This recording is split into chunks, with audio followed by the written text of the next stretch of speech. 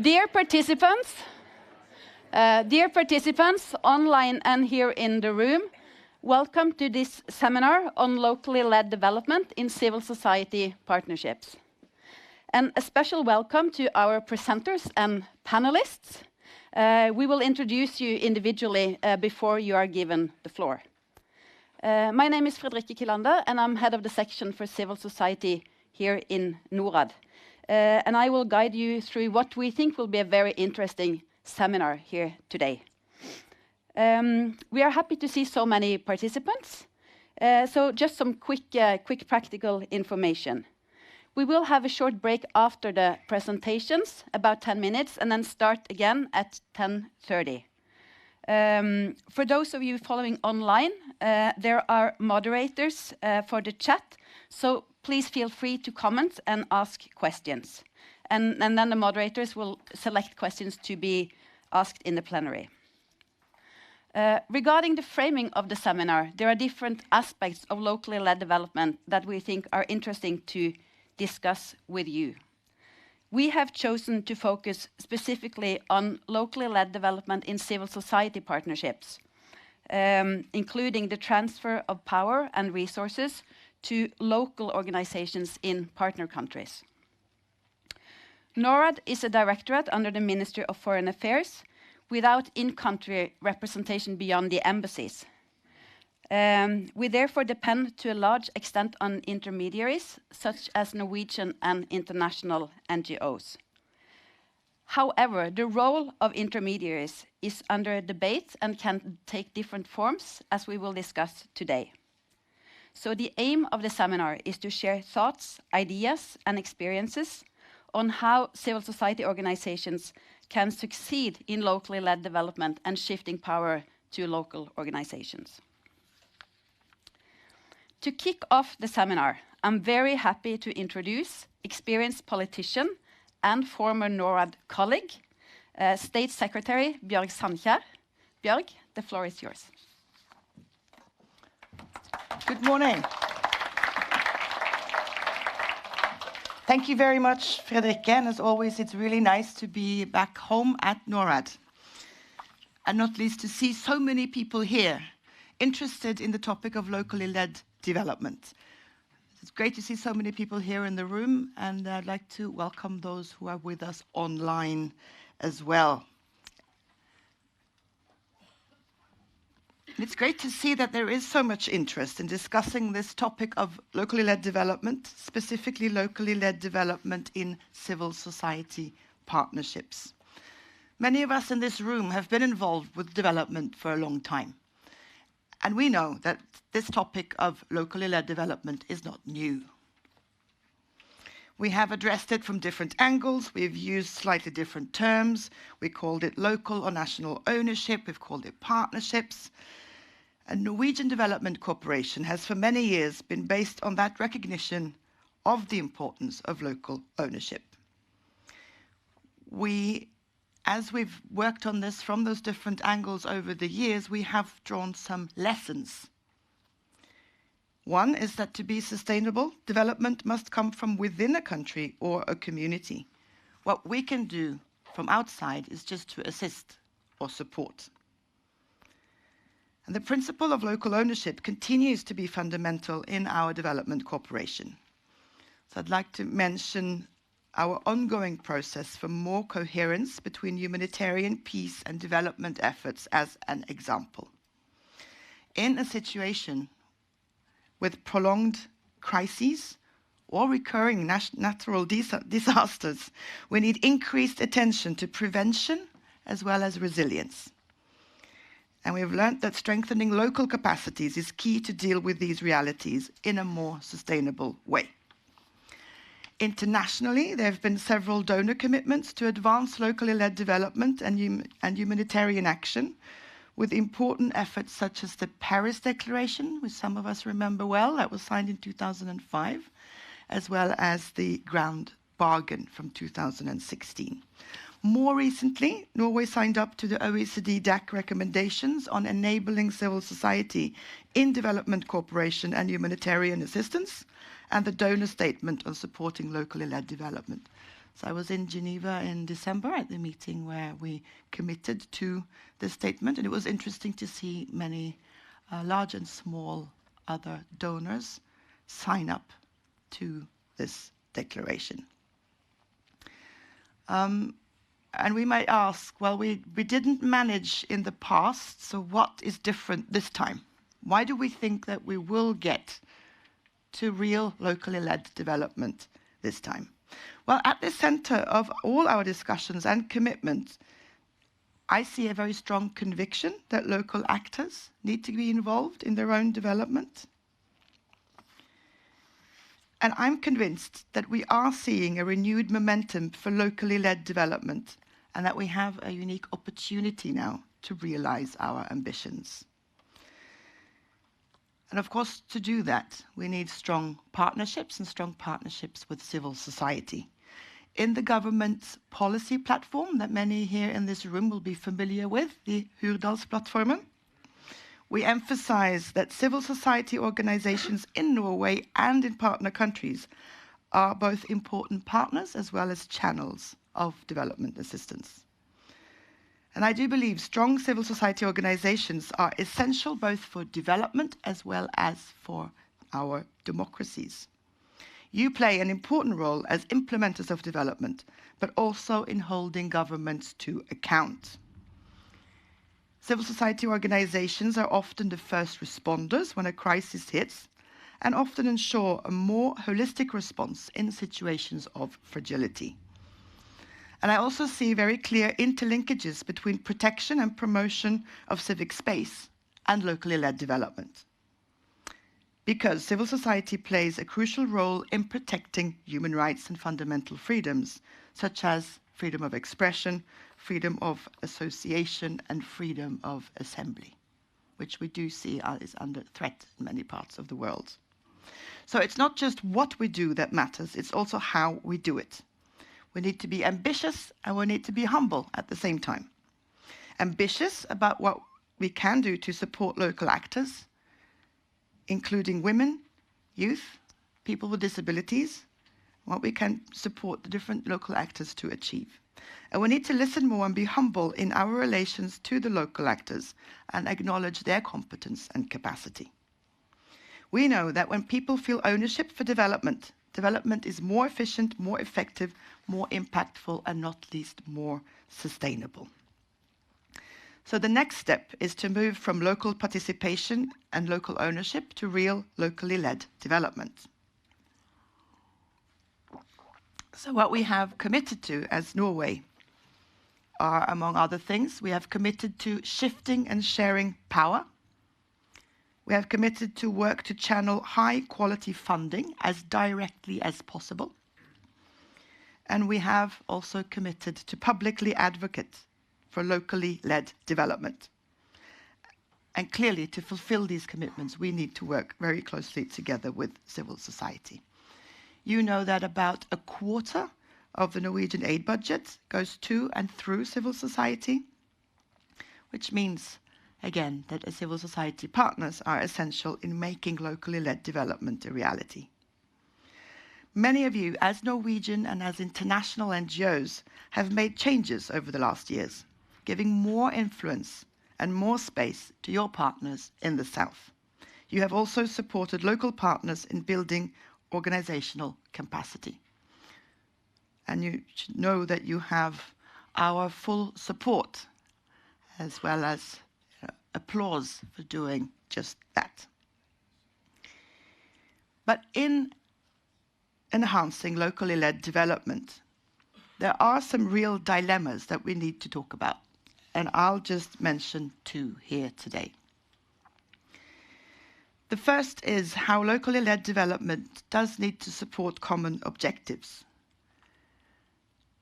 And in doing so, and in working through programs, and I know many of you have experience in working in local communities, where you may come across questions about whether we do share the same values and norms.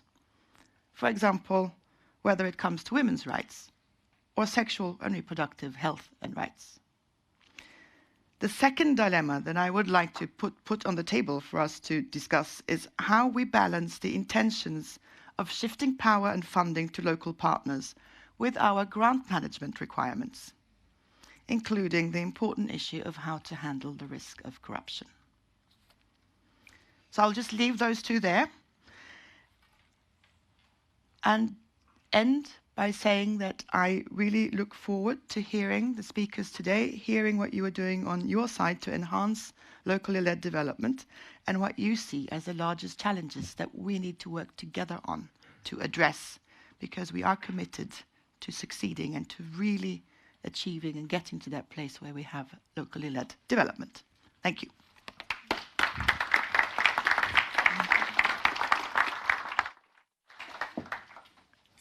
Thank you so much, State Secretary Bjørg Sandkjær, for giving us a very good background to today's debate and also for emphasizing the government's commitment to locally led development.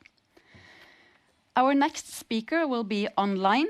He is CEO of Peace Direct and also chairperson of Civicus.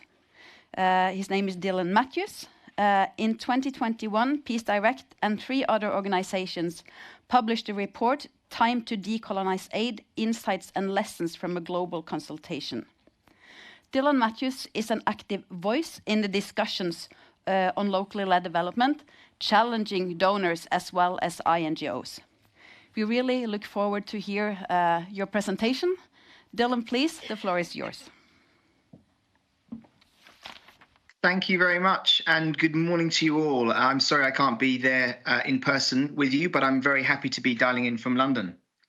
So I am here to talk to you a little bit about the work that we have been doing at Peace Direct around the decolonizing agenda, and I hope you can see the screen in front of you. So what does it mean to decolonize aid? So before I kick off, I'd just like to tell you a little bit about Peace Direct. So we were founded in 2002 in order to support and amplify the voices of local peace builders to the international community. And we've always had a very strong focus on shifting power and resources within the peace building system towards locally led efforts. We've always believed that the current international system needs radical reform. We've had this strong sense that we need to somehow change how it prioritizes top-down and external efforts and really shift that towards centering around local communities, local civil society efforts. And in trying to do that over the last 20 years, we have appealed to donors and policymakers by using different framings about the importance of locally led development and locally led peace building. We've talked about the importance of it from a sustainability angle, from an inclusion angle, from a cost effectiveness angle. And most of those arguments have met with significant resistance. And we've heard a number of excuses over the last 20 years. And some of these I want to share with you now. We've heard that local actors can't be trusted. We've heard local actors lack capacity, that local civil society doesn't exist in this region. We've heard many times the risk of fraud or funds going into the wrong hands is just too great, they say to us. They say local groups can't meet our strict compliance requirements. And we also hear local groups aren't effective. And in each time we've heard those, we've tried to appeal to them to try to explain that actually most of this is untrue. Based on false assumptions. But actually, it was only very recently in 2020, following the murder of George Floyd, which really catalyzed this sort of global movement, the Black Lives Matter movement, and the impact that that moment had on the international development sector, where we started to look at ourselves, look within and say, there may be a problem in how we have structured our own sector, that we started to realize that a lot of the resistance that we had been hearing over the years does lie in this problem of overt and structural racism, which really has only started to be acknowledged in the system very recently. So as I said, probably from about 2020 onwards. So 2020 was an important moment for Peace Direct, where we recognized that we probably weren't asking the right questions and exploring the root causes of the problem. So we started to do a lot of research and consultations on what does it mean to decolonize the sector, and what does it mean, and how does structural racism show up? So over the last 3 years, we've held 3 global consultations with local activists, practitioners, actors from around the world. We've had over 500 local activists take part in these consultations from over 50 countries. And as I said, they've been held each year from 2020, 2021, and 2022, and they've resulted in 2 reports, one that was just mentioned, Time to Decolonize Aid, which came out in 2021, followed by a deeper dive into how those issues affect peacebuilding practice last year. The final report in the series will come out in a few months' time, and that will focus on partnerships. And these consultations unpacked a number of things. First, we looked at the language and terminology. What does it mean when we talk about decolonizing? What does it mean when we talk about structural racism? We looked at the colonial roots of the system, both development, humanitarian, and peacebuilding sectors. So we weren't thinking solely about just peacebuilding. We looked much broader than that at the whole sector. We talked about how structural racism shows up in the system, and we heard some really difficult, sort of heart-wrenching stories from activists about how they experience it. And most importantly, we heard how various manifestos, ideas from local actors about how they want to see a decolonized sector. What does it mean for them if we really achieve a decolonized sector? And that's what I'd like to share with you today. So there are many findings across these 3 consultations. Each consultation lasted 3 days, so we had 9 days of conversation. We've had an enormous wealth of information and insight, but trying to summarize that into 5 key findings. The first is around the term itself, decolonization. We know that it's fairly new in how it's being used right now. And we recognize that some participants from the Global South, it resonated more strongly with some than others. For example, in Latin America, they talk much more about the decoloniality approach.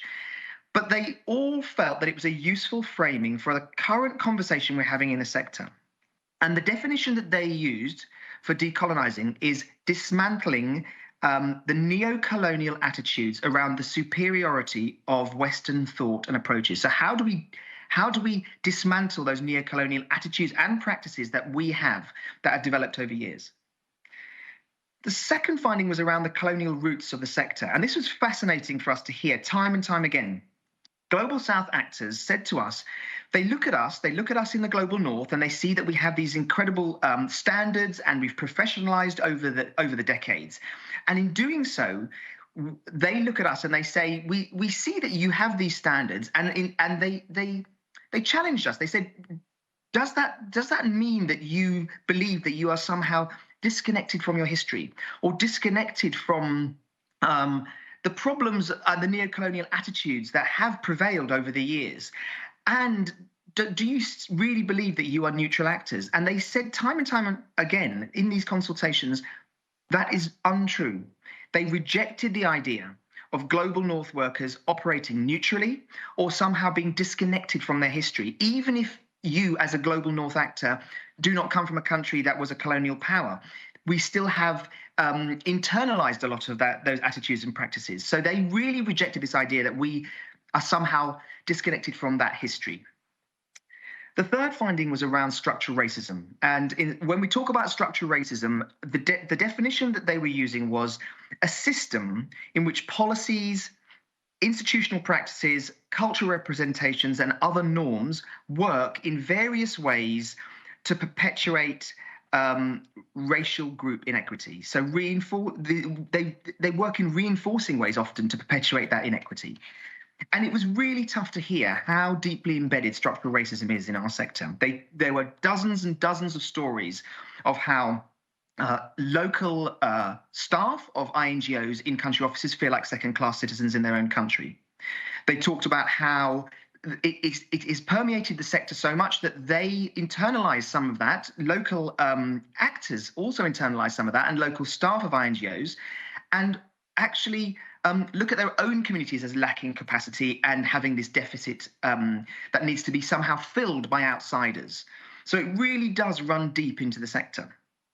They also talked about how local organizations know how to play the system. They want some of this success that they see that NGOs have, and they start exhibiting some of the same traits.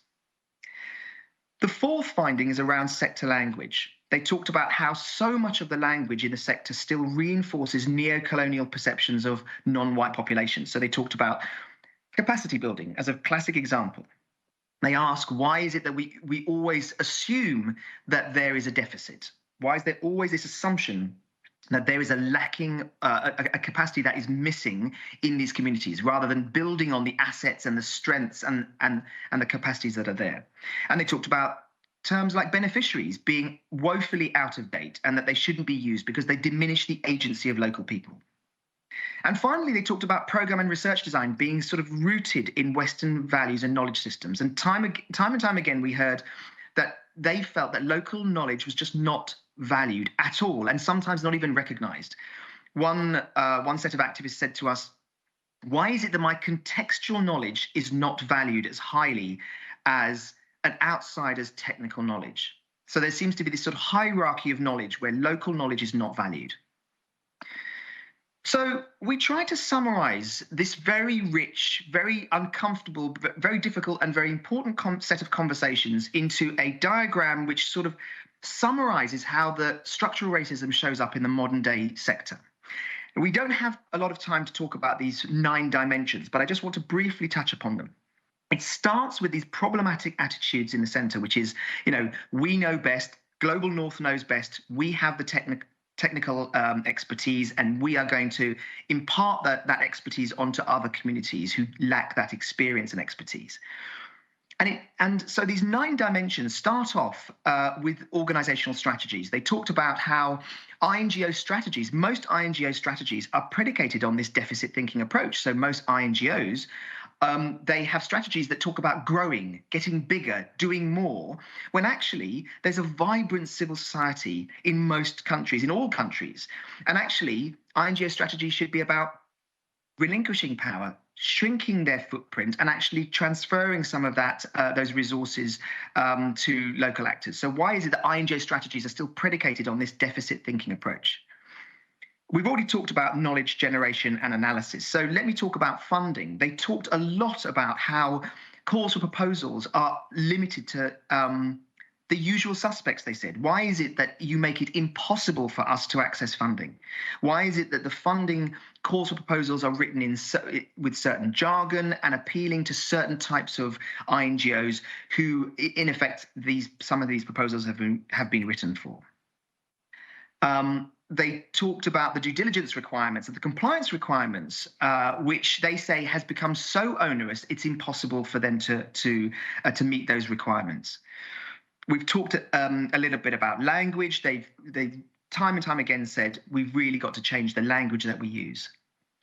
They talked about relationships, the way in which relationships are held between donors, policymakers, and INGOs, which deliberately exclude local actors. They said we have no chance of accessing those same spaces, those same conversations, because there's a virtuous circle of conversations that happen between policymakers, donors, and INGOs, which in effect locks in relationships which exclude local actors.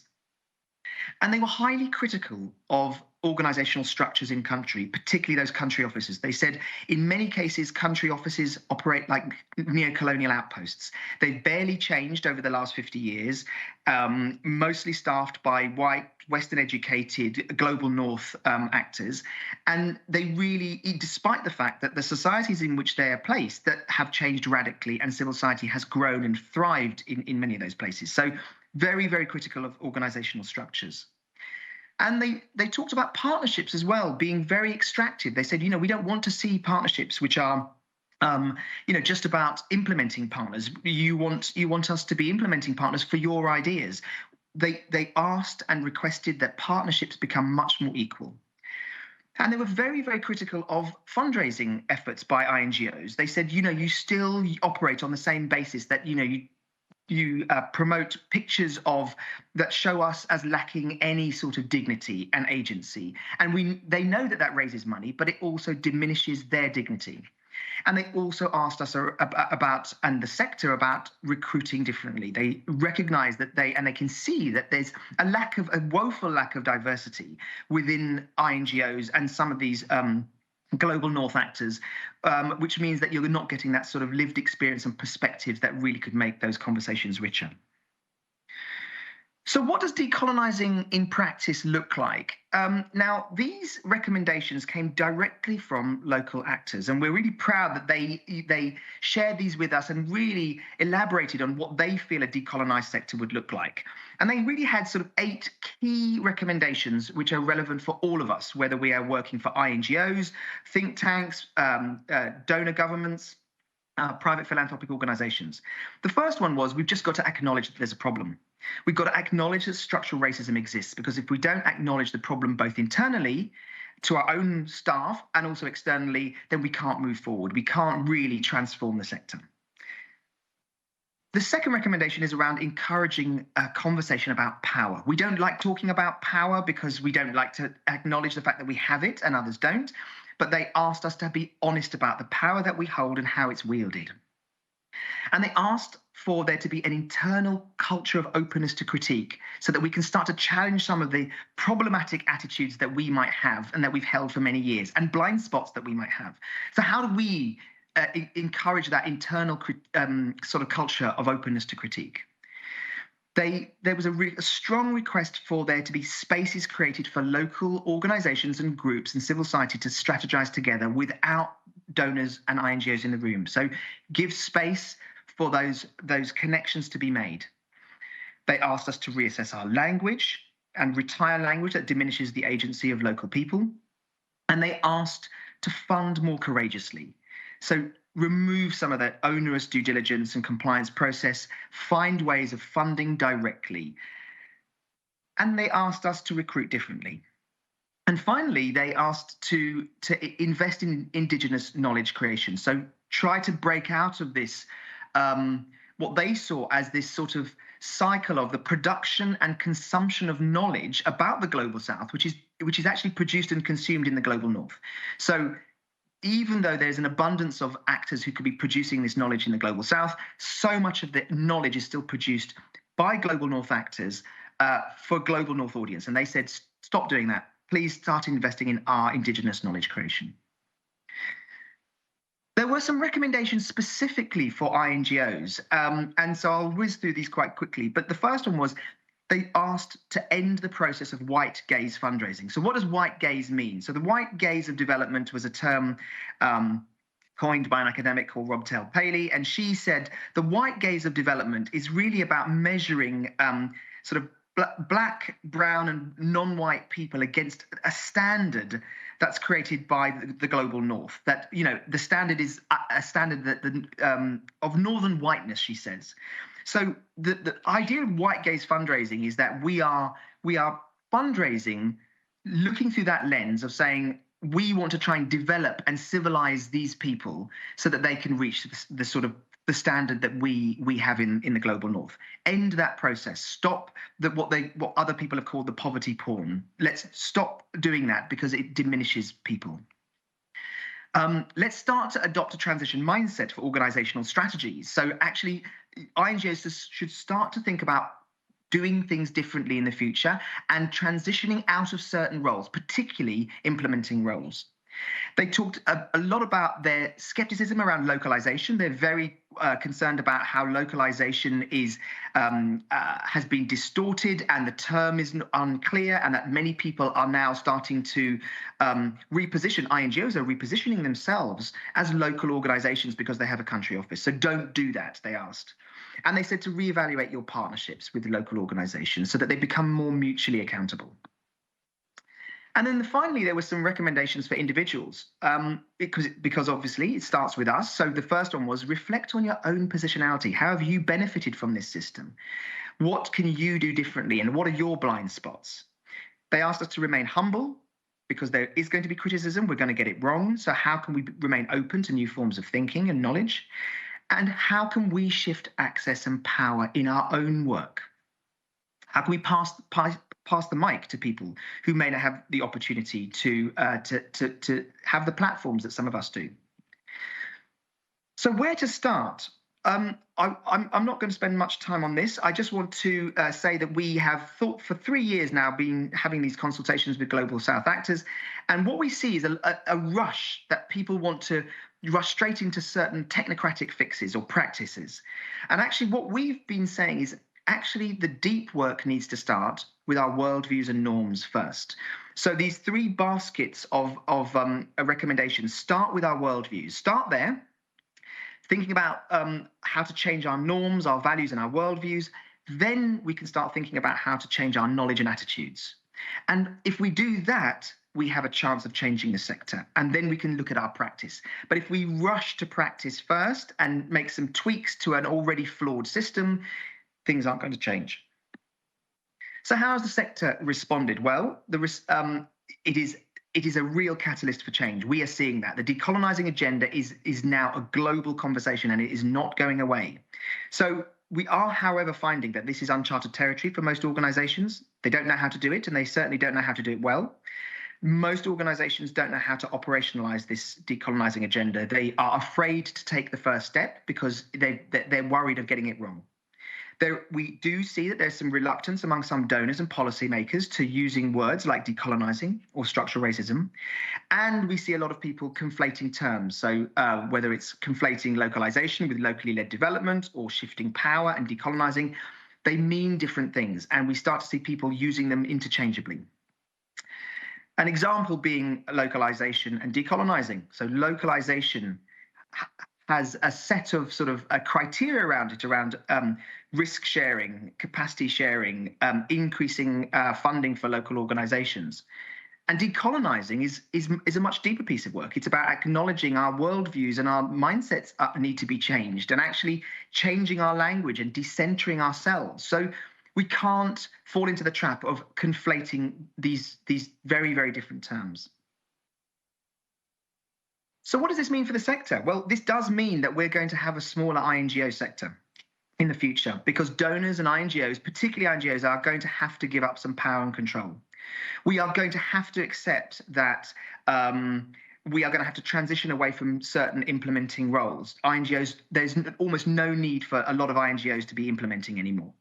There's going to need to be greater humility amongst global North actors and this end of sort of white saviorism. And there was a very strong recommendation from all of the local actors that there's no need for country offices in the way that they are currently set up. So does this mean that there's no role for INGOs? Well, the answer is no. I mean, we have been consulting for many years about this, and we've talked to a lot of our partners, local partners. There are many roles that INGOs can play if they stop being implementing organizations.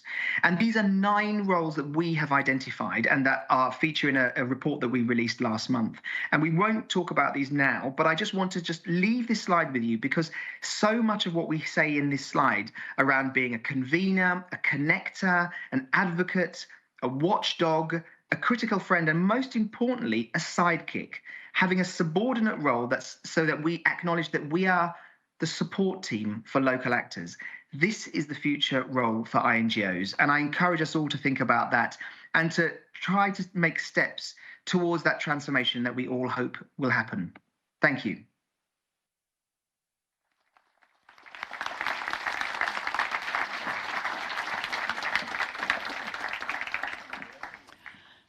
Thank you, Dylan, for putting some really challenging questions and statements on the table. And we are really happy that you will stay with us for the panel debate after the break. So thank you.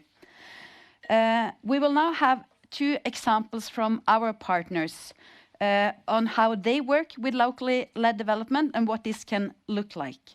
So first, we have General Secretary of the Norwegian Afghanistan Committee, Liv Kjølseth, who will say something about your methodology and also screen a video from your work in Afghanistan. And after Liv, we will have Kai Martin Georgsen from Care Norway to talk about the Pledge for Change. So please, Liv, you can start and you will introduce the video yourself. Thank you. Thank you, Fredrikke, and thank you to Norad for taking interest in the work of the Norwegian Afghanistan Committee. And I'm very proud to present this film that shows in a very practical way what community-led development is all about for us. A main critique to international aid to Afghanistan have been that projects have been top-down driven and not necessarily well suited to an Afghan context. One of the attempts to mitigate this was the Community Development Councils, growing out of the National Solidarity Program, often referred to as one of the more successful development interventions of the last 20 years.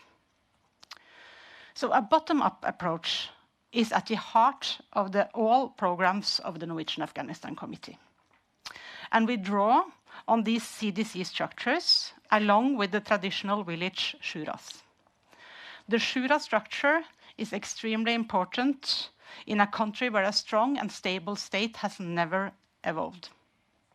And in order to promote participation and inclusiveness, NSC strives to involve a broad range of actors beyond the shura members in the development processes, focusing on women, youth, and marginalized groups, and also other grassroots structures like water management committees, for instance. Another key feature to our approach is that we are a self-implementing organization, meaning that we do not transfer funding to local NGO partners. Instead, we are working directly and together with the local communities. And NAC, we work in integrated rural development, combining education, food security, natural resource management, and disaster risk reduction in one and the same package. The communities are involving the communities in every stage of the project, from the needs assessment through implementation, monitoring, and evaluation. The communities are mostly mobilized to take on responsibilities on a volunteer basis.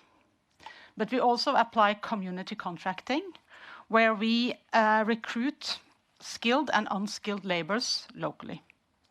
This is important to ensure that there are income opportunities within the communities, and it also contributes to ownership and good quality of the work.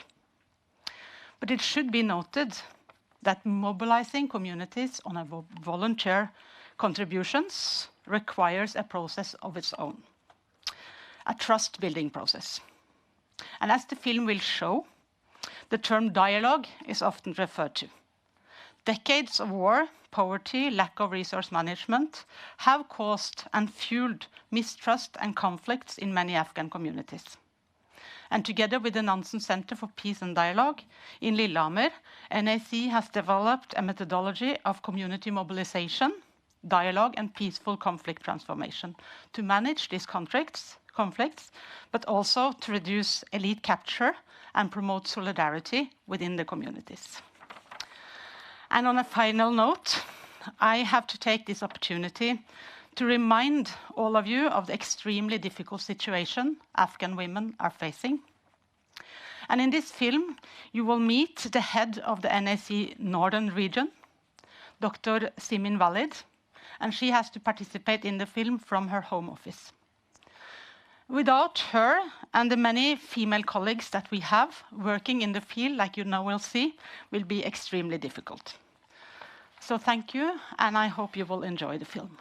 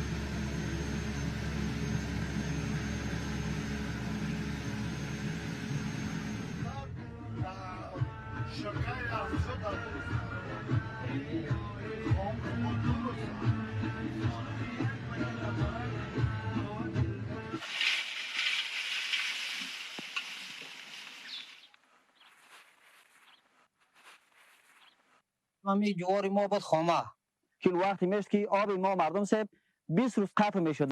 حاصلات درست گرفته نمیتونستیم چون آب نمیرسید. اگر خیلی منازعات گرافش بالا بود متاسفانه.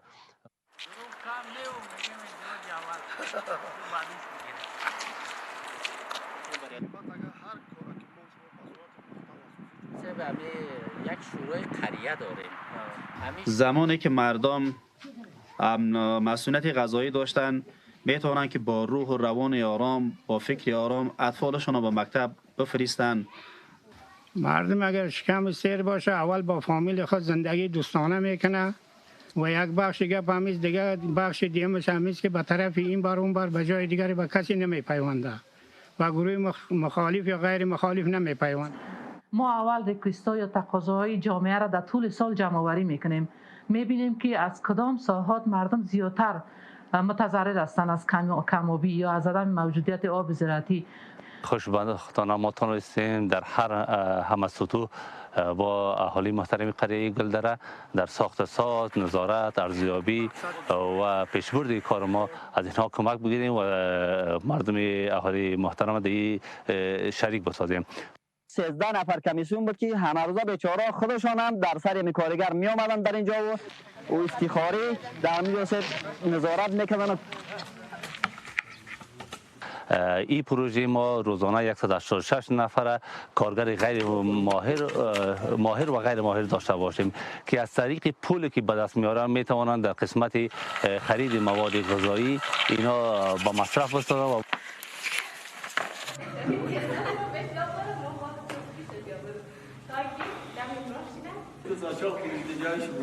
قریه گلدره هم منازعات خود را داشتن. خود قبلا پیش از اینکه یا ترینینگ برگزار بکنیم یک سطح آگاهی مردم پایانتر بود.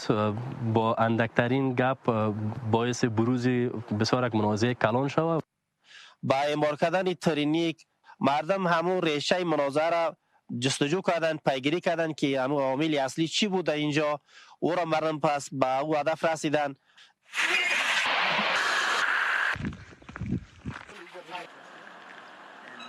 بیشتر از 400 جریب زمین هم میتونه که آبیاری کنه. بیشتر از 200 نفر تا 300 نفر زمینه کاریابی یا معیشت که ولسوالیایی که در بدخشان است.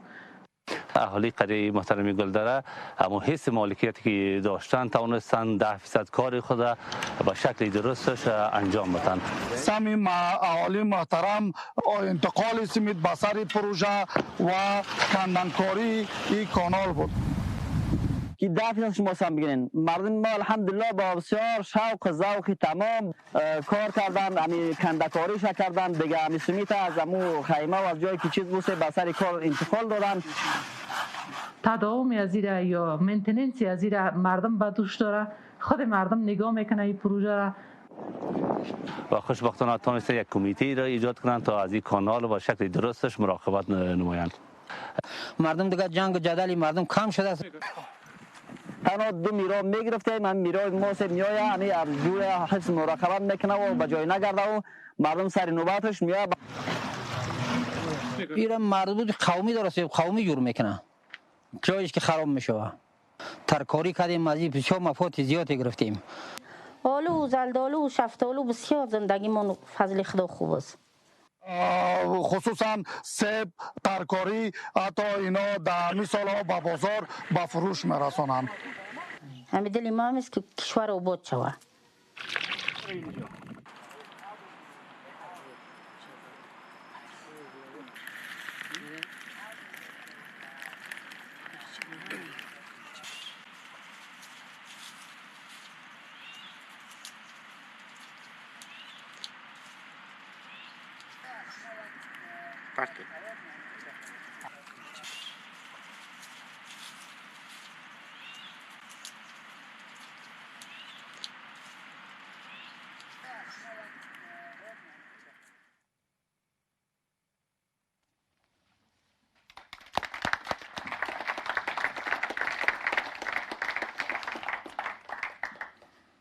So first I want to thank LEAVE and the Afghanistan Committee also for the cooperation that we have together as very different organizations, CARE International and the Afghanistan Committee, working with the challenges there, and in particular with women. Secondly, I realized that next time I will try to have a Norad matching jacket as the state secretary had. I was so impressed by the green color that she had that really matched with the Norad color. So that's for next time. So now about the Pledge for Change. That is something that CARE International, together with a few other NGOs, have elaborated. And we started a conversation around what does localization mean to us. And CARE believes that being locally led and globally connected, that will mean bigger, longer-lasting impacts on people's lives. But how? And I think that also with recent experiences from COVID, there was a momentum for discussing a pragmatic approach. So the Pledge for Change focuses on 3 key areas. And we say in the pledge that there are times when NGOs should complement local knowledge, expertise, and relationships with our resources and skills, but we need to know when to step away as well. At the end, our aim is to exit because we are no longer needed there. But on that way, our way of operating of today can unintentionally weaken civil society in the countries. And in the years ahead, we will allocate more resources to help local and national organizations take the lead in order to strengthen civil society. And as I mentioned, the pledge is a result of a long process and a real process where we had real discussions. And there was a phase, I must admit, at least for me personally, where I found that we were too much looking at the past, describing all the things that we don't like about ourselves. And we were almost saying that all our predecessors were racists and colonialists. I think that that could also kind of be counterproductive for looking forward. And with that, we have now a pledge which is forward-looking, stating what are we going to do? What are we going to be held accountable against? So it was time to move beyond the rhetoric and into genuine behavioral and systemic change. And we who have signed it will press for implementation across the sector, and we will track progress and report it publicly to show that we are hopefully walking the talk. Just want to add also regarding metrics that you will soon see, I think that there is one risk that we will burden our partners with too many surveys, reports, and processes. And that is also important to bear in mind, because it can be counterproductive at the end of the day. So as leaders, we should strive for less bureaucracy and more cultural change. Equitable Partnership is the first pledge, and let us not fool ourselves. There will always be imbalances, dilemmas, and challenges in a partnership where one brings in money and the other is a receiver. However, we do have a common goal, and we will not succeed without each other. And when one succeeds, it's never on the detriment of the other. And that is why I think it's justified to talk about equitable partnerships. And you see here the commitments and then a maybe too long list of metrics.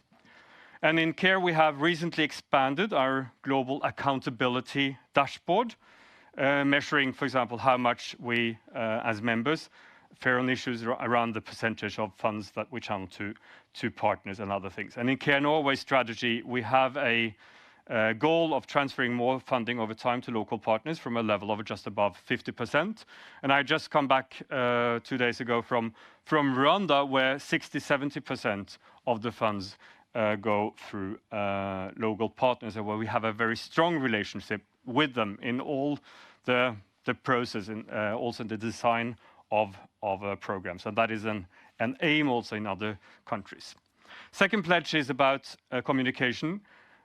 I mean, we will definitely not erase the CARE brand, but we will continue to raise awareness about how we do tell the stories. And I think that, as also it was mentioned in the previous presentation, I mean, it's also particularly important in times of crisis when we want to fundraise and we use the images that we get from the ground.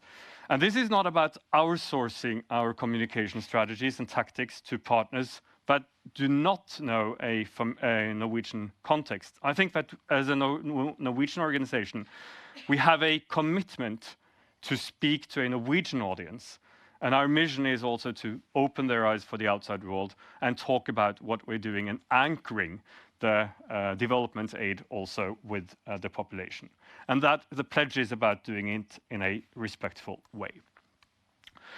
And I thank Norad for today's possibility to live in accordance with pledge number 3. And I take the opportunity to challenge Norad and also the Norwegian Ministry of Foreign Affairs on now the next steps on concretizing how Norwegian development aid can integrate local development policies and indicators. Are Norway's money bringing some lasting change, strengthening local civil society? And when more money goes through multilateral organizations, how are local partners included? I think that Norad and the ministry can require more from us who receive funds in how we work with and how much of the funds are channeled through local organizations.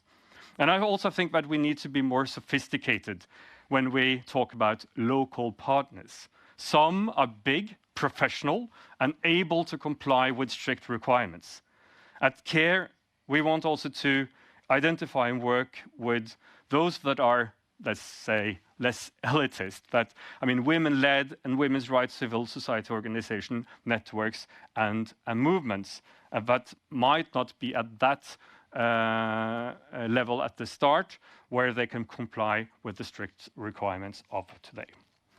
So this is an invitation to think about how we can work with less advanced organizations within the reality of Norwegian politics and requirements. And the role of NGOs based in the north as intermediaries will not disappear, I think, in a foreseeable future.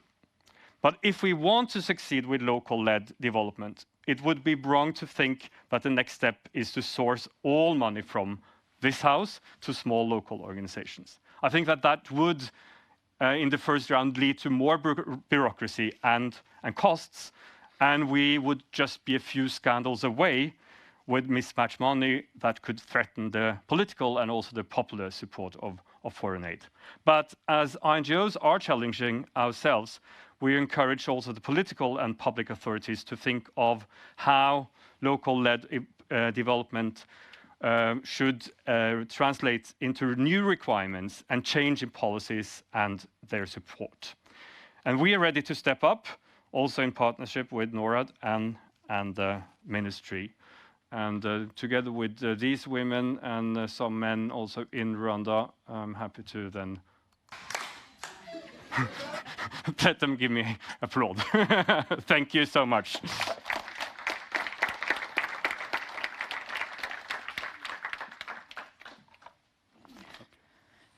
Thank you, Liv and Kai Martin, for giving us some examples of how you work, and because I really think we need to get into the practice and the details, and I look forward to continue discussions with you. I would now like to introduce my colleague Kjetil, because Kjetil, after the break, that will be short because we will start at 10:30, Kjetil will facilitate a panel discussion up here. So just a few words about that, Kjetil. Yeah, we look forward to a very interesting panel discussion. We heard lots of interesting thoughts, different words being used.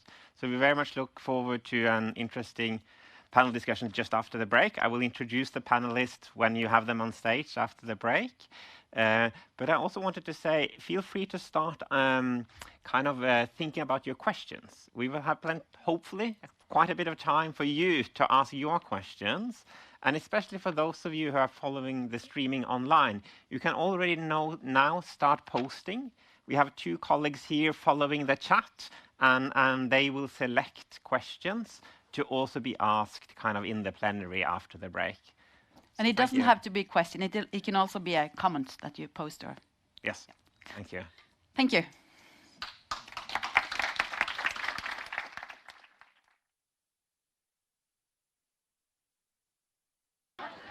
Hello, everyone. We are about to start now, so we'll ask everyone to find their seats again. Thanks.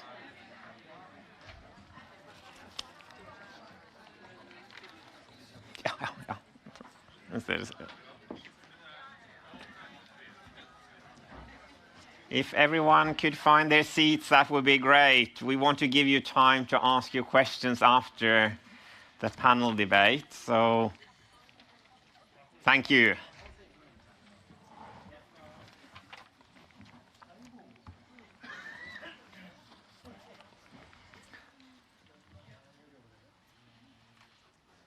Thank you very much. Let me start by introducing the eminent panelists. We have Bård Vegar Solhjell, Director General of Norad, that probably many of you know already. We have Anne Berg, General Secretary of Norwegian Red Cross. Probably quite a few of you know her as well. And then we have Gillian Matthew, that you already met earlier in the section. So I just want to say thank you very much to all of you for joining us here today for this conversation. What we would like to do, as you've heard probably throughout the presentation, there are some dilemmas, there are some different perspectives, there are different words being used. So what we would like to do during this panel conversation is to dig a little bit into those dilemmas. But before we do, I would also like to give Anne the chance to say something briefly about how you're working with enhancing locally led development in Norwegian Red Cross. So over to you, thanks.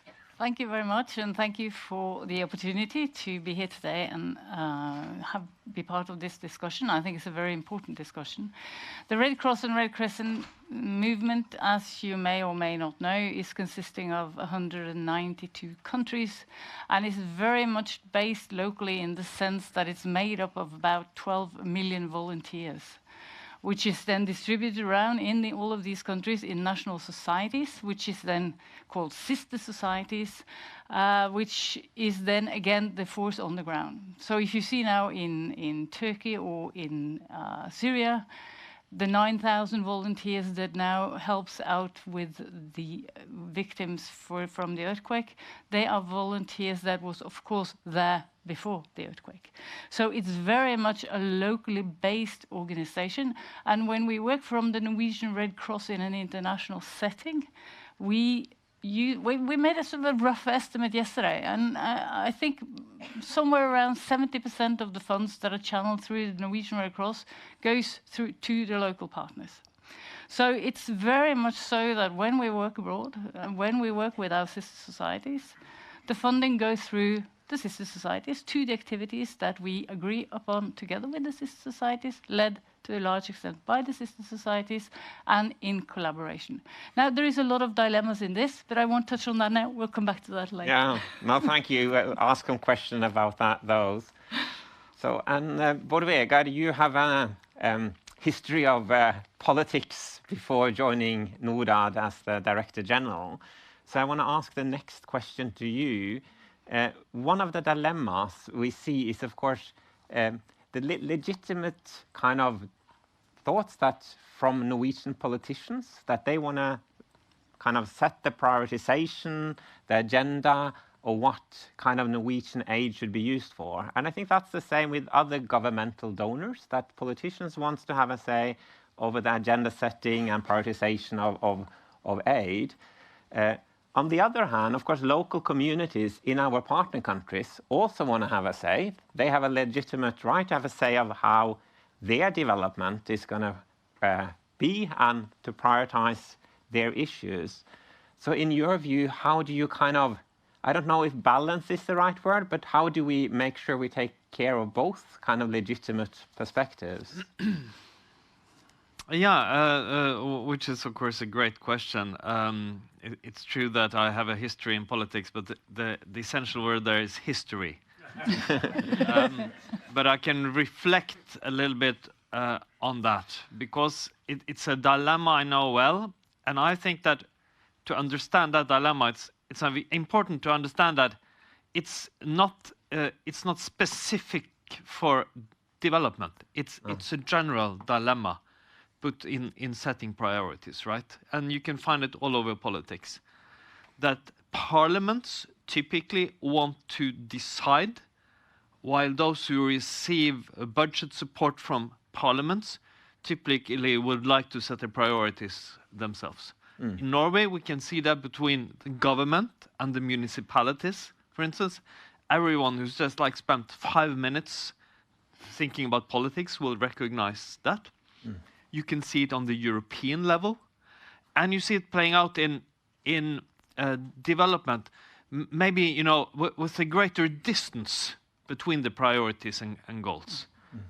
Of course, I think that we're a government agency, right? So we're implementing on behalf also of politicians. But I think that what you could say is that both are very legitimate. Sometimes it's not a big problem, but other times there could be a real conflict. But I think we have to acknowledge both. First, that the point of development assistance is to develop. And I mean, like a municipality or a country, Norway probably knows best how to develop Norway. Rwanda or a community in Rwanda probably knows best. On the other hand, politicians setting up a budget, creating laws, also have a legitimate right to have priority, to say that gender equality is important. We want to prioritize that. And our work is typically to try to, not balance is not the right word, I agree with you, Kjetil, but more to try to integrate that, or to make sense of priorities, but to do it in a way that supports locally led development efforts and priorities. Can be challenging from time to time. No, thank you very much. Interesting. I want to move to you, Dylan. Of course, one question that I have, and a dilemma, in shifting power, in kind of transferring power and influence to local civil society or national civil society, isn't there a risk that we kind of, let's say, a Norwegian NGOs or an international NGOs give more power to their partner? Isn't there a risk that we kind of we shift power to kind of capital-based, elitist organizations that are not necessarily any more democratic or legitimate, don't have kind of representing the voice of the people or marginalized group, but a small kind of clever people who have learned how to talk the language and write proposals, etc. So how do we really, when we shift power, actually shift power to the people? I guess that's our aim, isn't it? Not to the national civil society organization. You're absolutely right, Kjetil. That is a concern. But I also think that we have failed as a sector to make really meaningful commitments to really shifting power to any civil society organization. So yes, we've talked about and we've heard about elite capture. We absolutely know and recognize, and so do local organizations, that there are the usual suspects within civil society that tend to be the darlings of the international community, the national, as you say, capital city-based organizations. And local organizations that we talk to say they are concerned that most of those capital city-based organizations receive the bulk of the funding. But at the same time, I think there's this general recognition that the international community uses a lot of excuses not to even map and understand the diversity of civil society organizations. So you talk about the need for there to be, we really want to get to the communities. There are community-based organizations, there are women's groups, there are youth groups, there are networks, there are national networks, there are sub-regional networks. We as a sector do very little to try and understand the richness and the diversity of the civil society landscape. And we tend to fall back on the usual suspects, the ones that we know and that we trust. And so, yes, that can entrench power in the hands of a small number of civil society organizations. It's a failure of imagination, I think, from our side, because it doesn't take much to start mapping the landscape and to understand that diversity. But I should also say, the fact that there is a risk that we entrench power in the hands of a small number, that is a risk. But the fact that there is a risk shouldn't be the reason not to look intentionally about how we do transfer power and resources to civil society organizations. We can't use that as an excuse not to do it. And that's the thing that I want to emphasize here, is that what we see in the sector still is a sector that still wants to operate, says the right things. There's a lot of rhetoric. But actually, in terms of its commitment, it's afraid to lose control, to lose some of its power, to share some of its power. And therefore, we tend to fall back on those sort of excuses, or excuses around due diligence or compliance, etc. Thank you. And somehow related, I think and I want to give you all the chance to give your comments on this one. Somehow related, of course, we see that more and more partner countries, there is a democratic backsliding. So in a way, a lot of partner countries are getting more autocratic. Isn't kind of the international NGOs a little bit kind of almost like a layer of protection, a little bit more difficult to kind of clamp down on? In fragile context, as we saw from the Afghanistan committee and the movie, they don't work with national NGOs because there is an issue of kind of elite capture, etc. in Afghanistan. So in these fragile context or autocratic context, couldn't NGOs kind of be that kind of layering of protection around national CSO? It's a little bit harder to shut them down. They can also bypass if national NGOs are kind of not neutral and work directly with local communities, like we saw. Anna, I might start with you in this one, because I know you work in lots of fragile and conflict-affected contexts. Yes, we do, and I think there's several elements in this which I think is very interesting to comment on. Yes, I think we lend each other credibility because we have a strength in the international community, and by being part of a bigger community, being you a local entity, local branch, local civil society organization, you will draw on the strength of the large community. So I think, yes, there is a point in that. And it's also an important factor in the sense that that is also empowerment. We used to talk a lot about empowerment. The word is sort of slided a bit out of focus, but I think it is something about that.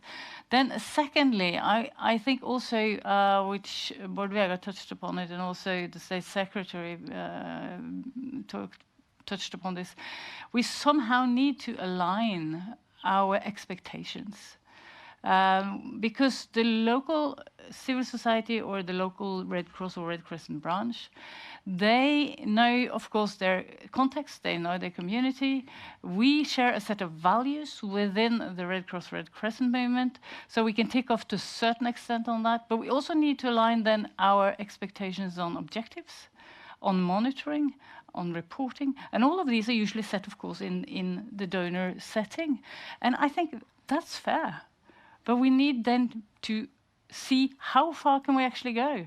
Because in all fairness, not all traditions, not all local traditions are worth fighting for. We have female genital mutilation. We don't want to support that. We want to fight that. You know, there are actually, you can bring it all the way out to the sort of far extreme, and we will say, no, we have a certain set of values that we actually want to fight for. And then in this, that is not a negative, I think. That is a positive. And that's where we unite, when we align our expectations. And in there is also the risk management. Because, of course, we always feel that there is a risk. So what is that risk? Well, the risk is that we don't deliver together according to the expectations that we have. So I think in there is a very valuable discussion where we, together with our local partners, obviously, we're in this together. And in there is also the protection I think you're mentioning.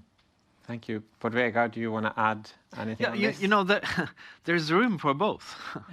I mean, it's not like there's too much civil society in this world, you know, so we need to choose between this or that. the international NGOs, in my view, often plays an important and constructive role. And there's still room for the national NGOs in many countries, the local-led groups and organizations and so on. There are room for more than them. The problem is usually the opposite. The more specific issue that we have is, of course, that with the Norwegian setup and with, I mean, many countries providing development assistance are quite small and have a limited setup. So we typically spend a lot of our money through organizations. Our challenge then in partnership with them is, of course, to make sure that that contributes to locally led development and to develop practices and to challenge each other on that. That can be challenging from time to time. But I would say that I believe international and many of our partners are quite good. But there's a reason we are discussing that. We have a way to go till we are good enough. Right. Julian, on your view, you say that NGOs should become less and stop having country offices. Yes, I want to hear your thoughts. Sure. It's not particularly popular when I say that. And so let me just expand on that a little bit. But first, I want to say, to follow up on the points my panelists have just made. Yes, there is a role for NGOs. I think when we have talked about this with others, and we've spoken to probably about 100 organizations around the world over the last couple of years on this topic. And there's a sort of existential crisis that many of them start to talk about when we talk about whether you talk about the decolonizing agenda, shifting power, etc. As if there is no role for NGOs. And I think, I hope my presentation at the end, that final slide, reinforced this idea that, of course, there is a role, an important role for NGOs. And you started off, Kjetil, by saying NGOs can offer protection in places where there's democratic backsliding. That's a very good example of what NGOs can do. They can understand their power, understand their geopolitical power and their proximity to geopolitical power, and say, we are going to stand up for and act in solidarity with other organizations. I think the problem is how you wield that power can often then undermine civil society. So, for example, even in places where there is democratic backsliding, you might have an NGO with a country office that then takes up too much space in the ecosystem. And I think that's what we've actually ended up with. We've ended up with a sector that has grown by expanding the remit and the power of NGOs at the expense of local and national organizations. And what we need to do is to rebalance that and to start shifting some of that. And that does require some very hard sort of introspection around what is it that we as NGOs think is our real added value. In my view, and in the view of many of the local activists that we've spoken to, there is almost no justification for an NGO to be directly implementing anywhere, because most countries now have that thriving ecosystem of actors that can do that implementation. And yet we still find justifications for NGOs implementing. So I think that there will be a role. It's an ally, it's a subordinate role, it's a facilitating role, an ecosystem strengthening role, a connecting role. But we've really got to start looking at the structures that we've established, most of which, as I mentioned in my presentation, haven't changed for the last 50 years or more. And actually, we need to say, do we really need to be there doing this work? Or could there be organizations that we could work with, transfer the funds to them, and act as their support going forward? Well, thank you, Julian. I also have another question. I think in a way, and I'll start with you, Bård Vegar, on this one. Very often we hear, in a way, the reason locally led development is difficult is to do with donor demands. So in a way, the donors are risk adverse. We hear you have all these compliance requirements. But I sometimes say, in a way, bureaucracy exists to defend democracy. I think that's a slogan. Beautiful. There is a reason we have demands. We want to avoid corruption. We want to make sure that, in a way, aid funding is used for the purposes for development. So there is good reasons. So in your view, how do we kind of, on the one hand, keep that, in a way, keep fighting corruption, etc., and is there room for more risk sharing, for kind of more trust-based funding, better funding? And I will give the two of you also the chance afterwards, but I want to hear from Bodvega first. Yeah, can I allow myself a little detour into answering the question, because there's a really good article actually that you and our colleague Elisabeth Gade wrote in Bistandsaktuelt. For those of you who read Norwegian, you can look at it. It presents 4 dilemmas, and this is one of them. And it's like 2 of the dilemmas are about power relations, or 2 of them are more technical about how to actually make sure that our funding is contributing to development on the ground. And this is important because, of course, spending, and again, spending requirements are not typical for development.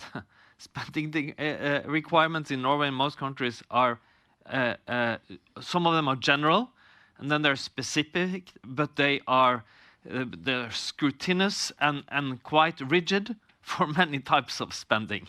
Everyone who's worked in the public sector for some time knows this. And there are very good reasons for that, also in development. Some would say maybe even more so in development, because we work in extremely complex contexts that we know far less about.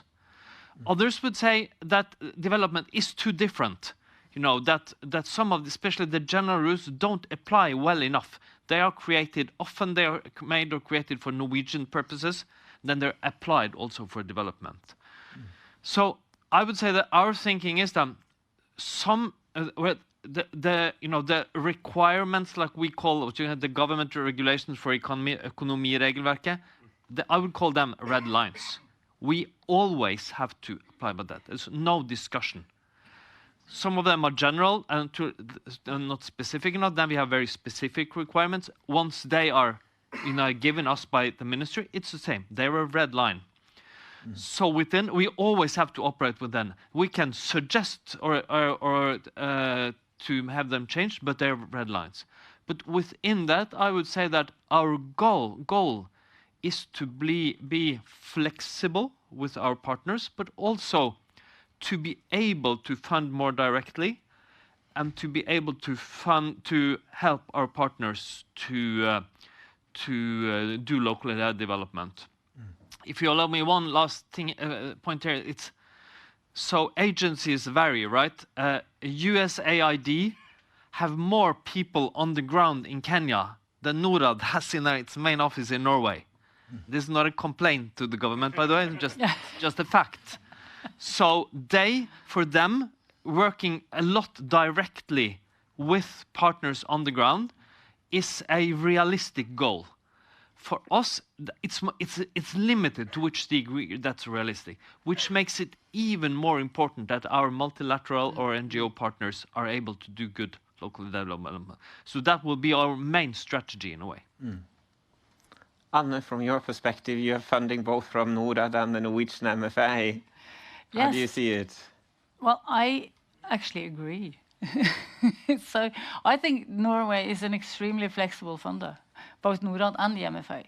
And for those of you who have worked with EU funding, the requirements set in the Norwegian økonomireglement is not to any extent extreme.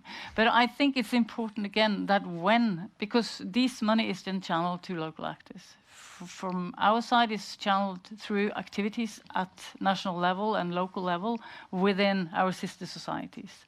So we need to understand. I mean, there need to be an equity goes both ways here. You know, we need to understand each other, and trust is in there, obviously, but also pure and simple understanding. How far can you go? Maybe this funding you cannot utilize if we do not manage to put in place these systems, which is the minimum requirement. And then if you do not have them, but you can have them, well, let's work together then so that our local partners get the systems in place so that they can utilize the funding and can actually meet the requirements, which is the minimum requirements.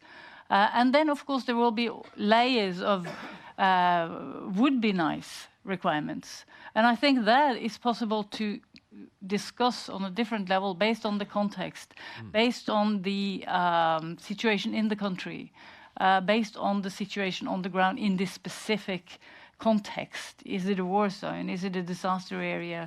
Is it something that is going to go on for long-term partnership, or is it a short-term partnership we're talking? So I think all of these nice to have, we can always discuss, but I think it's also for us to have, to take some responsibility towards our partners and to say that this funding that we can actually bring into the partnership, we can also help you and set up the systems because we understand the back donors so much better, so that they can receive it and be comfortable about receiving it, not always feeling chased by requirements that cannot be fulfilled. So I think it's also a responsibility for us to be a responsible partner in that sense. Thank you. Julian, do you want to add anything briefly, if I may ask, on this one? Thank you, Kjetil. Yes, I think it's great to hear, and it's very encouraging to hear that the goal is to provide more flexible funding. I think all local actors would be, delighted and very happy to hear about that. And I accept the point that Anna made about the sort of, there are layers of what you said would be sort of requirements. In other words, they're not mandatory. But I think what we see and what local actors see is that if you go back now, say 30, 40 years, over the decades, the situation has become more and more onerous. We've built upon layer of complexity. What we've not done at various points is say, are these still fit for purpose? Are there ways in which we can simplify? What we've done is we've taken a system and built on it through the bank de-risking, anti-money laundering, anti-terrorism, etc., to the point where it feels almost impenetrable for most, if not all, local organizations. So I want to just go back to the request that was made by local actors, which was fund courageously and trust generously, which is a term coined by an activist called Arbi Bagwai. So fund courageously and trust generously. And we really do need to strip back some of this, because a lot of it, to use your words, Anna, are would-be requirements that have now become, I think, entrenched in the system. Well, thank you, Julian. And a comment from Bård Vegar. I just wanted kind of to strengthen the last point here from Dylan. It is really a problem. And through my years in Norad, I visited local partners. Well, of course, we do some direct funding. I've met with several of those partners. I've met with local partners of partners again, and also some that is funded by our embassies. We have many examples around the world on that. And of course, I see some of them I've seen brilliant partners, brilliant work on the ground, with people that and organizations, it would be challenging to apply directly to Norad for them for support with today's requirements. So it is a real challenge. And I think we don't there's no total solution for this, but we could and should be able to at least fund some of them, or at least when we get to know them.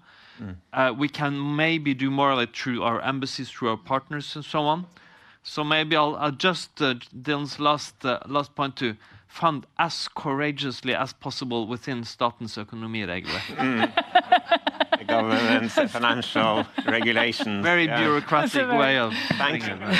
Thank you very much. That was a good way to end the panel discussion. For now we want to open up for comments, questions, input from the audience, both online on the stream and here in the room.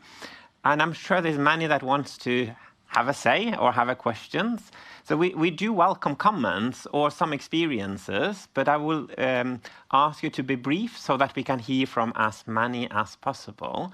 Two of my colleagues are going around with a microphone, so please wait to speak until you have the mic.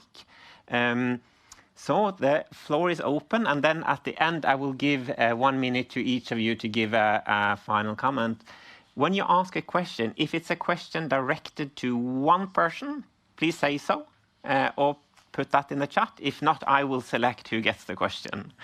So feel free, please. We know there's lots of people that want to have a say. We'll start here in the room. There's 2-3 people there. Yeah. Hi, thank you. I really appreciate this Please introduce yourself as well. Okay. My name is Kimberly Wolf, and I work with SOS Barnaby. But before that, I started a local organization with my friend in Uganda, and now I'm just on the board, but it's locally run and organized. So I have a lot of experience of starting a local organization and the boundaries and everything that you hit against. But I wanted to say one thing that I've noticed is we haven't talked at all about private philanthropy and the role that plays, especially in the US where I'm from. They are being courageous innovators. They are giving that core flexible funding that allows organizations to run and have their own activities and programs. The problem I see here with NGOs is we have certain programs and we say, okay, you're an implementing partner. Here's money for this, this, and this. There's no money for anything else that comes up, any other projects, anything else that's locally led solutions. So we also need to look at how can we give core flexible funding to our partners, and are they actually our partners or are they just local organizations that we've created? So we need to also differentiate between our partners that we have that are part of the system and those that have actually come from the ground, people who live there, people who have that experience, and how can we address all these other structural issues that we have as well in the industry. So thank you very much. Just a comment, but something to think about private philanthropy. How can we work with them and learn from them? Thank you very much. We'll take the next speaker on this side. We'll try to go swap side. Yeah. My name is Jon Ragne Bolstad. I'm from Norwegian Church Aid. And I have a question or a commentary regarding this Pledge for Change and the different initiatives that's come, that kind of also building on Charter for Change that came some years ago. And we in Norwegian Church have been kind of in that process now of should we sign or not. And you could say that to sign is not a big kind of, we are fully aboard when it comes to all the commitments. But we decided that, and in order to actually really make it to mean something, we wanted to ask all our departments to have a say on this, and all our staff to have a say on this. And how can we change the mindset of how we are working? And I would say that I thank you to Dylan for a very interesting presentation. And I think what you questioned us about was the kind of how can we think about our past and see that we as during our history has actually something that we bring with us that we need to change in order to actually create a change or a new situation for localization. And that comes to my question. How do you see this Pledge for Change compared to previously initiatives like Charter for Change? And is it just another kind of bureaucratic thing that we have to sign on and report on? Or is this actually something new? Thank you. We'll take, I think, 2 more questions. Yeah. Thank you so much. My name is Ida Oliane Hagen. I'm the Secretary General of Forut in Norway. We started our journey with locally led development 40 years ago with our first local partner organization. And we closed our last office country more than 15 years ago. And it's been a very inspiring and very timely seminar. So I thank both Norad and particularly the introduction by Dylan Matthews was very, very encouraging. And among our 16 partners, we have also 2 regional partners. And my question to the panel and particularly to Peace Direct is that do you have any experience with regionally led development? We cooperate with 2 regional alliances, the Western African Alcohol Policy Alliance and the Southern African Alcohol Policy Alliance, as alcohol, drugs, and development is one of our main themes. And we find that this is a very, very important role of supporting the mobilization of the civil society. For us, it's the thing of creating alcohol policy, which is support public health and not the alcohol industry, but it could be any of the sectors that is important for the society. So my question is, do you have other experiences on these kind of regional alliances? Thank you.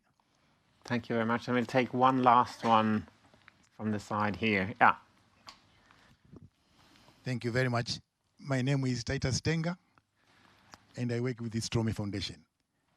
I should say this was a long-awaited discussion. And to me, I think the best way to start discussion is to say, I agree with the Dylan presentation 99.9%. Yeah. And by saying that, I want to go, many things can be said here. But let me start maybe with the two for the sake of this time here. One maybe will be a direct question and maybe more to you, Bodivega, because there is a genuine problem of how do you balance the demands for the grant vis-a-vis the trust that you give to the partner in the South. That is a genuine problem, like what Bodivega said here. But I want to ask you, Bodivega, previously, one of the Norad old principles of development was this recipient orientation of aid. Can you resurrect that? What can you get out of that? So that was one question. And the second thing that I also missed, there are already examples today of different attempts to try to fund the local village. And I sat in a body of one small Stephenson foundation here in Norway. I will let my colleague who are here, Karibu Foundation, I think they can share the experience. How do we fund from there? But a question to Dylan. I fully agree with the decolonization. But see, I think the agenda did not go far enough to me. Did not go far enough. And I want to bring in one issue that I think is very important, and maybe it can be connected to the mindset. To me, I think one of the key recommendations to INGO is that we truly need to increase our knowledge of the countries that we operate. I don't think we are there yet. And we have to increase it, and we have to study it, and we have to understand it the way it is, not the way we want it to be. There is where I really think we should have done more. Why? Precisely because by understanding the context the way it is, and therefore understanding the struggles of the majority of the people for their own development, that is the basis for me for locally led development. Thank you. Thank you very much. I think we will stop there and hear what you have to say. Bodvega, you got a question directly to you. Do you want to start us off? Sure. To Titus, yes, recipient orientation or even recipient responsibility, which was also used. Actually, it came into use that the term was applied in Norad's strategy from 1991, if I'm not mistaken. And I know this because I read it. And also met, you know, the former director, Per Øyvind Grimstad, who passed away a few years ago. It wasn't totally new, but it was quite novel at the time. And also through the 90s, I think it had a lot of international influence. And in many ways, I would agree, if that was what you were implying, that it's maybe not exactly the same, but it has some of the same connotations as locally led development. So this is not at all a new to me discussion. It's rather very, very old. And I think it kind of captures the, at least both the power relational power dynamic inherent here in whose legitimacy, whose priorities, but also the more funding specific, right? With funding comes responsibility, or rather the opposite. That aid is just aid. It's you know, it's something that should contribute to development nationally. And I also would add, some of you or one of the others also mentioned, you know, the country specifics, which is one of the things I think we are struggling with in Norad as a, you know, very Oslo-based agency. How to combine the big general way of thinking that we have to apply with the specifics and the understanding, the knowledge on the ground. That's, yeah, very challenging to us. Thank you. I'll stop there. Thank you very much. Dylan, you had a couple of questions to you. The one was from Forut about regionally led development, so regional organization. And I think the last one from Strømme, from Titus, was about a knowledge of countries. So do you want to comment on those? Thanks. Sure. To answer the first question, I think I just want to remind you of that slide at the end of the future role for INGOs. One of the most useful roles that INGOs can play now and in the future is to act as a connector between activities and initiatives and organizations working in different countries. So we understand right now that a lot of organizations in country may not have the funds, the resources, the time to be able to look beyond the national borders and to be able to say, could we learn from others in other countries in our own continent, for example? So I think to answer that question around regional development, we have experience of bringing together activists and peace-building organizations from very different contexts to learn from each other. And what we've seen is magic happen. Really and truly, they start to establish not just friendships, but also ways of learning about the different contexts that really adds value to the work that they're doing. So it is a role that I can see that INGOs can play well into the future. And whenever we have done it, we've seen some incredible results. The question around does the decolonizing agenda and those recommendations go far enough? I really appreciate the question around, understand the context in which we are operating. I think that goes back to this question around decolonizing knowledge. The knowledge production right now, there's no shortage actually of knowledge about particular countries. Take any country, whether it's Uganda, Somalia, Sri Lanka, Pakistan, there's no shortage of knowledge that is produced about that context. The problem right now is that most of it is produced by Global North entities and it's consumed by Global North entities, as I mentioned. So I think what we need to do is when we talk about understanding the context and really investing in that nuanced understanding of the stakeholders, is that we first have to understand and support where that knowledge is coming from. Let's not fall into the trap of just using our whether it's the think tank that happens to be in the capital city in London, or whether it's in Norway. I think we've just got to be brave enough to actually identify that so much of that knowledge sits in the country itself, and that's where we should be tapping into it. I'd like also very quickly, Kjetil, just to respond quickly to the comments made in the first couple of questions. The first around the role of private philanthropy. You're absolutely right that the person who asked that question is absolutely right. There is really progressive work happening in the private philanthropic space, and they are years ahead of all the bilateral donors. We could be learning much more if we really tapped into how they are experimenting with new models of funding, trust-based approaches to funding, because I think that can influence the sector. And the final response I just wanted to have on the Pledge for Change. We would never sort of pour cold water over any change agenda. We see that the Pledge for Change has potential. But the problem, I think, with many of these change agendas, whether it's the Pledge for Change or the Charter for Change or the Grand Bargain Agreements, is that they shift, as I mentioned in my presentation, they jump straight to some practice. And some of that practice sits on top of problematic assumptions and worldviews and mindsets that haven't changed. So if we commit to a change agenda without tackling some of those deeper issues, the sector is not going to change. We're really tinkering at the edges of a flawed system, and what we need to do is actually transform it by doing some of that deeper work. I think I want to give Kai Martin. Do you want, since it was you who presented, let's give a mic to Kai Martin. Do you want to say anything? You have signed up to Pledge for Change, so what's new in your mind?